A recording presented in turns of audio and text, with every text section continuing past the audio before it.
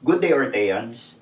Your lecturer for today is Dr. Christian Pascual, top 1 in the August 2010 Criminologist Licensure examination. Don't forget to subscribe and press the bell button to receive the latest updates. Take it away, Christian. So, sabi niya, it refers to a private non-profit institution. Doon pa lang, pwede ka na mag-eliminate eh. Diba?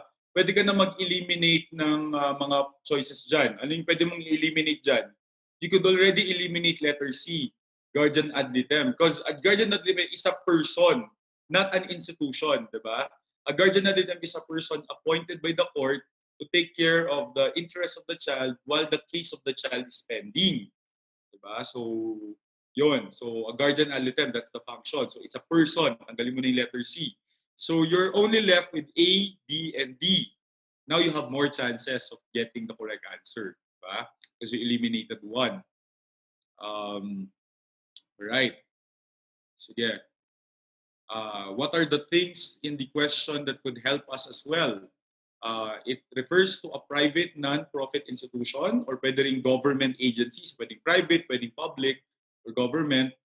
But it is licensed by the DSWD to provide comprehensive child welfare services. So marami siyang binibigay na serbisyo dun sa bata na dinadala sa mga bata na dinadala sa kanya sa institution na to. Among which are receiving application for adoption and evaluating yung mga nag-a-apply for adoption or foster parents and preparing home study report, di ba? Or yung report niya based on the evaluation that he did dun sa potential na mga adopt. So, the best answer here is letter A, child placing or child placement agency. And so a child placement or child placing agency could be a private or it could also be a government agency that licensed with DSW to accept applicants for adoption, and then they're also the one to look for the best fit for the child who is open for adoption. No? So yung letter B naman, child caring agency, they're just there to take care of the child 24 hours a day, not necessarily to accept applicants for adoption. Kumbaga, an agency that is just there to take care of the child 24 hours a day, 7 days a week. Siyempre, bata yan di ba? Walang parent, so walang mag-aalaga sa kanya, and so we have child caring agency to take care of them. Yung letter D, youth detention center, para naman ito sa mga but it's a detention facility that is intended, ewan ko kung merong ganito sa lugar nyo, di ba? If your city or LGU has this, but it is intended to serve as a separate detention center for CICL or children in conflict with the law, which is very different yung what is letter D from the question. Right? I hope that's clear. What these four are and what the answer here. So the correct answer here is letter A. All right. Sige. Who among the following has not sumasagot pa.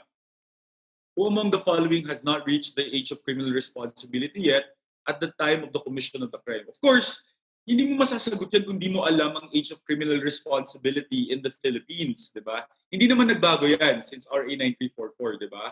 So in the Philippines, you could already incur criminal liability or you're already considered the age of criminal responsibility if you are above 15 but below 18 who acted with discernment. So by the way, there's a condition there.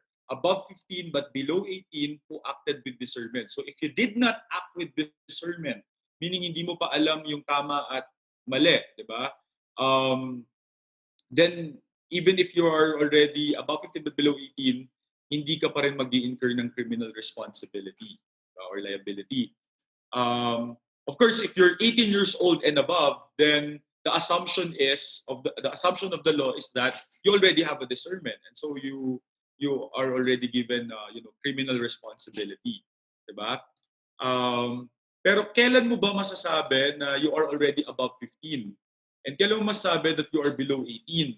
Masasabi mo na above 15 ka right after your 15th birthday. So si Juan, who just turned 15 years old today, hindi pa siya considered na above 15. Kung ngayon siya naging 15 years old, mamayang alas 12, 12, 12 ng ating gabi, okay, dun pa lang siya magiging above 15. Yan, parang ganon. So, John, congratulations. Wala ka pang criminal responsibility or liability. Even if nag-commit ka ng crime ngayon. Yan. So, si John, si Juan. Bakit si John? Yan, si Juan. Si Juan ang sagot dito. And I think, congratulations, halos lahat naman kayo. Lahat naman kayo, tama ang sagot. No? By the way, 15 years old and below is the age of absolute criminal irresponsibility. So kabaliktaran na, age of absolute criminal irresponsibility. Kabaliktaran ng responsibility. And then 18 years old and above is the age of absolute criminal responsibility in the sense that, unless patunayan mo na meron kang mental disorder, probably, di ba?